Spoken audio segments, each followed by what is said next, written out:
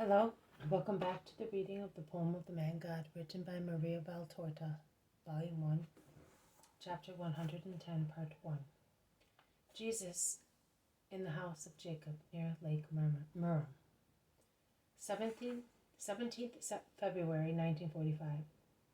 I would say that Palestine, besides the Lake of Galilee and the Dead Sea, had another small lake or pond. In short, a sheet of water, the name of which I do not know. I am not at all good at reckoning dimensions, but with my naked eye I would say that this small basin is about 2 miles by 1.5, very small as one can see.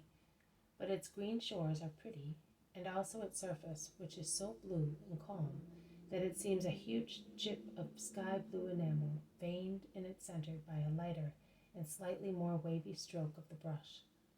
Perhaps because of the current of the river, which flows into it in the north and flows out in the south, and which, because of the lightness of the water, which above all I do not think is deep, does not stop flowing, but like a live stream in the middle of still waters, it shows its vitality and presence by means of a different hue and light ripples of the water.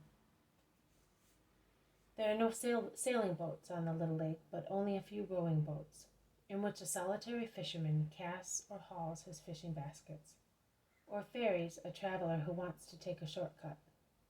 And there are endless herds of sheep, which have certainly come down from the mountain pastures in view of the oncoming autumn, and are grazing on the green and rich pastures of the shores. At the southern end of the lake, which is oval-shaped, there is a main road running from east to west, or rather from northeast to southwest. It is quite well kept, and is very busy with wayfarers going to the villages scattered in the area. Jesus is proceeding on this road with his disciples. It is a rather dull day, and Peter remarks, "It would have been better if we had not gone to that woman. The days are getting shorter and shorter, and the weather worse and worse, and Jerusalem is still so far away." We will arrive in time, and believe me, Peter, we obey God more by doing a good deed than by an external ceremony.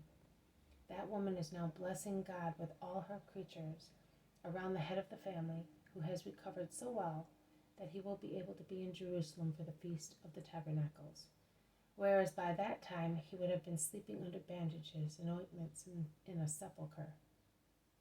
Never corrupt faith with the outward appearance of acts. Never criticize. How can you be surprised at Pharisees if you, too, fall into an error of lack of compassion, and you close your heart to your neighbor and say, "I serve God, and that is enough"? You are right, Master. I am more ignorant than a little ass, and I am keeping you with me to make you wise. Do not be afraid. Chusa has offered me the wagon almost as far as Jabbok. It is such a short way from there to the ford. He insisted so much and with such valid reasons that I had to accept it, although I deem that the king of the poor should make use of the means of the poor. But Jonah's death caused a delay, and I have to modify my plans according to such unexpected events.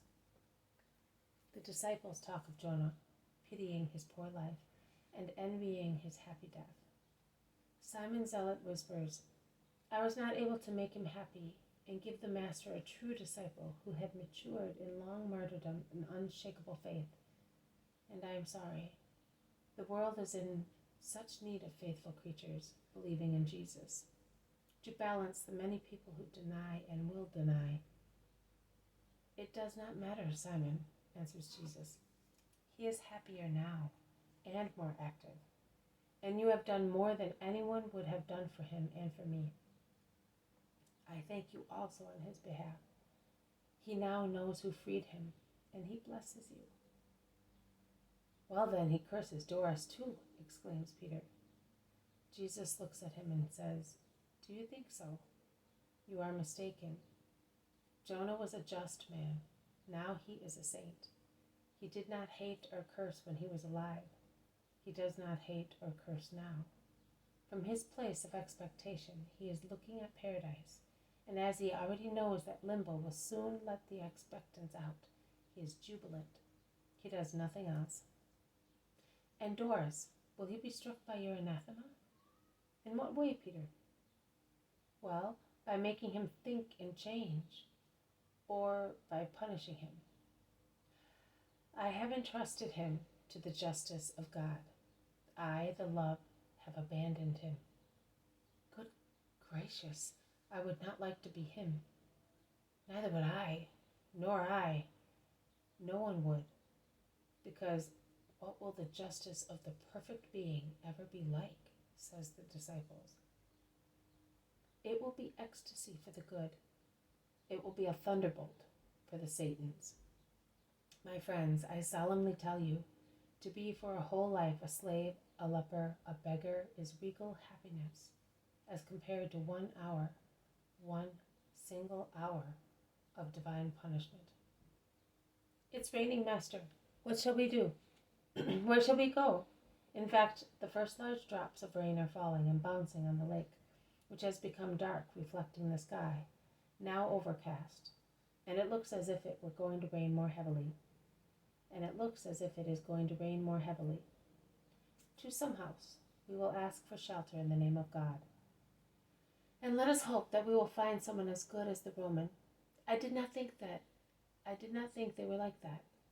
I had always avoided them as being impure, and I see that, if I take everything into account, they are better than many of us, says Peter.